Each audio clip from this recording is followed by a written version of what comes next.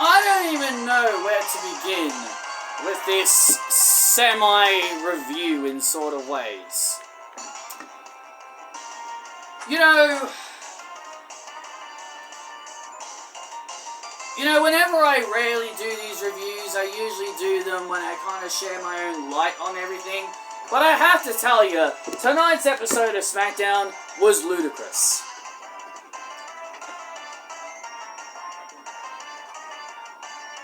I don't know how people can sit there and be happy with tonight's show. And me personally, I really wasn't. I couldn't care less about the show. I thought the show was very boring. 2 hours of my life was wasted because of Dwayne and Roman Reigns wasting 30 to 40 minutes of our time flapping about Cody Rhodes and Seth Rollins. Talking about how they're challenging them to a tag team match at night 1 of WrestleMania. Wonderful.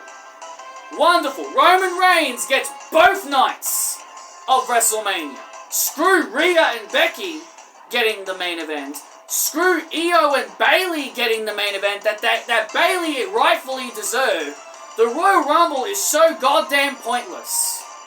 The Royal Rumble is freaking pointless. The rules of the Royal Rumble state that the winner goes to headline WrestleMania.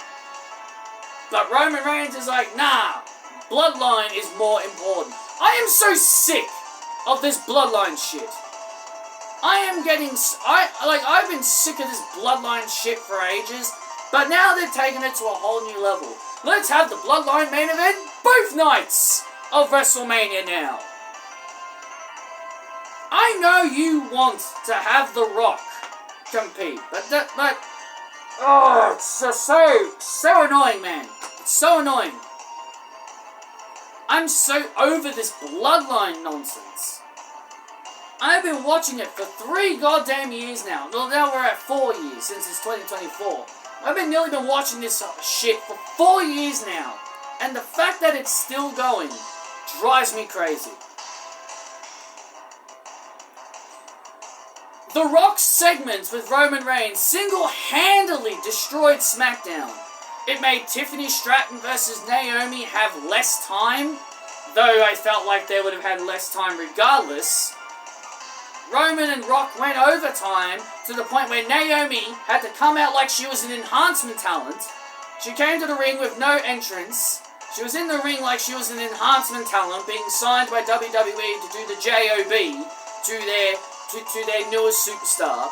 Tiffany Stratton gets half an entrance. She comes out. She's like halfway down to the ring, and her match with Naomi lasted similarly around about 3 to 4 minutes. But yet people will sit here and defend this garbage and say Triple H is a good booker. People will continue to say how great of a booker Triple H is, how Triple H is better than Vince McMahon.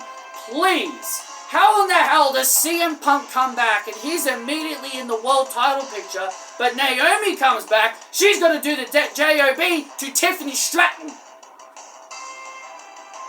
She's got to lose to Tiffany Stratton.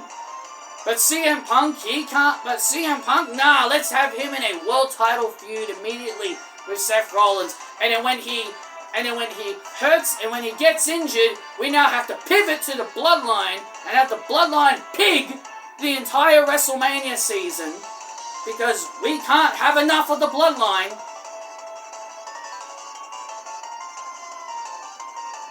Braun Breaker wrestled Australian wrestler Zion Quinn from NXT, who we haven't seen in God knows how long. We haven't seen him in nearly 3 years or something. It's been so long since I've last seen him. He loses in 5 seconds to Braun Breaker. 5 seconds! I'm not making this shit up. 5 seconds. 5 seconds. 5 freaking seconds. The Rock and Roman Reigns destroyed this show. They destroyed this show to the point where matches were literally cut short. So many matches barely had any story, no story behind it. Braun defeated Zion in 5 seconds, where I'm starting to think that Zion Quinn is definitely going to be future endeavored very soon. Because there's no way they're going to be keeping him on their roster, considering that they've barely used him in over 4 to 3 years. They've barely used him on TV, so he's not worth keeping. Is he really worth keeping? No, I don't really think so. So I think WWE will soon get ready to can his ass, because he's useless. Bayley and Dakota Kai, they had a short match. Their match was pretty dull and pretty boring, and also again, very short. Dakota Kai turned heel. Wow, so shocking. I was like this when Dakota Kai turned on Bayley. How could Dakota do this? And obviously I'm being sarcastic, if you guys can't tell. I'm verily showing my sarcasm here. It was so predictable and obvious that Dakota Kai was going to turn on Bayley. It was so obvious. Instead of caring and building this story, Triple H is like, nah, screw it. Let's just have Dakota turn on Bayley right away. Let's just have Dakota turn right away. Because screw having this story feel an important story. Because screw having Damage Control versus having Io versus Bayley feel important. This storyline is shit. This storyline is shit. I'm not invested in Bayley versus Io. And I'm not saying this because Bayley's a face. I'm not saying it because, if it was Io as a babyface and Bayley as a heel, then I'd be invested. No, it has nothing to do with who's being face and who's being the heel. Triple H is giving me no reason to care about this story. Jade Cargill, we now know she's alive. We know she's alive and well. She glared at Io. Teasing that she's gonna come for her and her title. And then Tom Colohue, he's like saying, WWE are gonna have Jade Cargill squash Nia Jax at WrestleMania because they don't have confidence in her to wrestle 10-15 minutes.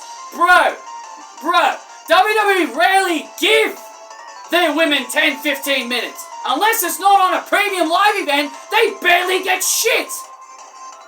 Come on, man. Are you serious? The women barely get time at all on TV. Tiffany Naomi only got 3 minutes. Indy Hartwell and Candice LeRae got squashed on Raw.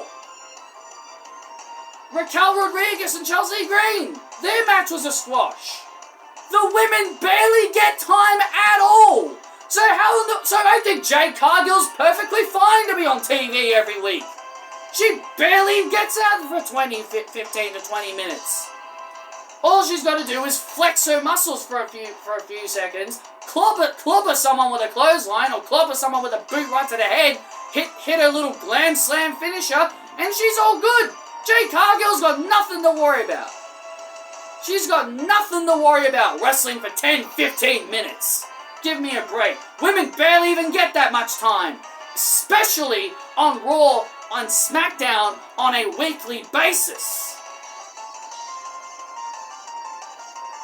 Rey Mysterio made his return finally after being gone for a while. He helped Carlito defeat Santos Escobar. Couldn't care less. LA Knight was trying to find AJ Styles. I just did not care about this show, man. This show was garbage. This show was absolutely terrible. And the main event was Randy Orton versus Austin Theory, A-Town Down.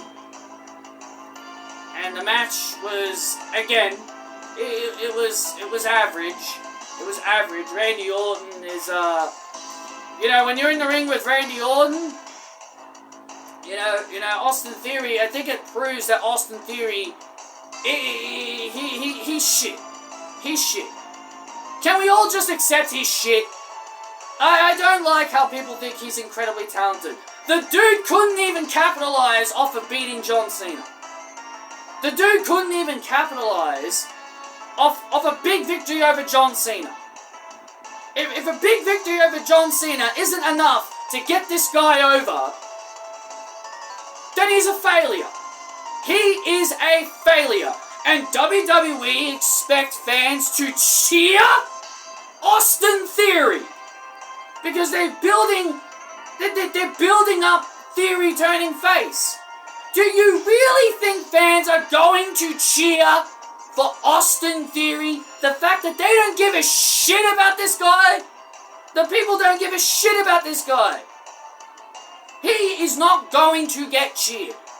Mark my words, he is not going to get cheered by the fans. I wouldn't be surprised if the fans cheered for Grayson Waller when they have their eventual match.